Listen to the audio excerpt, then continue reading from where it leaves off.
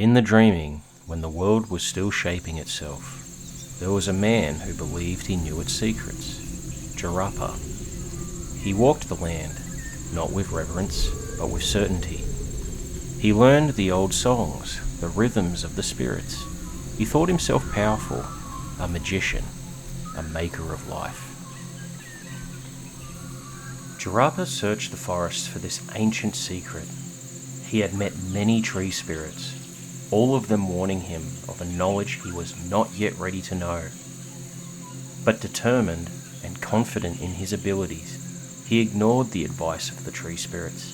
Eventually, he came upon a sacred tree, ancient and wise, its roots drinking deep from the earth. Where others would avoid this tree spirit, Jarapa saw and felt only wood waiting to be shaped.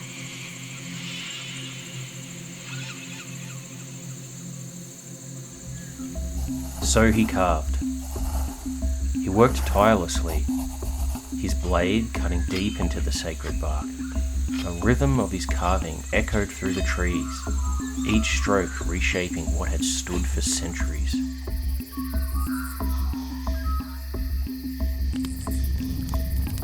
When the work was done, he sang the old songs, tapping his sticks, calling the spirits to breathe life into his creation. But the wood remained still. Over many nights, Jarapa called on the spirits, often in frustration. His progress was steady but slow. His results weren't coming as quickly as he thought they would. The tree spirit did little more than wave its hand with the ancient songs. Tired, disappointed, frustrated, Jarapa eventually gave up. He walked away, leaving his creation unfinished, an ancient law he knew better than to break.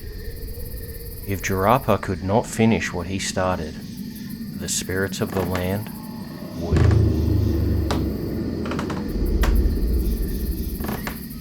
The forest was no longer calm. The tree spirit was now restless. It would pursue Jarapa, whose arrogance had summoned a spirit from the dreaming that did not belong here. Seemingly unfazed by the restlessness of the tree, Yamba, the cockatoo, began to follow the disturbed tree spirit, resting within its ancient hollows, the clever bird screeching a warning for all others to keep away. The spirits of the winds and sands led the tree to Jarapa, running constantly in horror from the imbalance he had brought into the world. Jarapa, breathless and hidden behind the rocks, realized the heavy footsteps had ceased.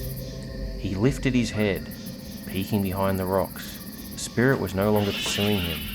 Instead, it strode towards the horizon, its form dissolving into the twilight, merging with the spirits of the wind and Yamba. The eerie hum that had filled the air vanished in an instant, swallowed by a sudden, deafening silence.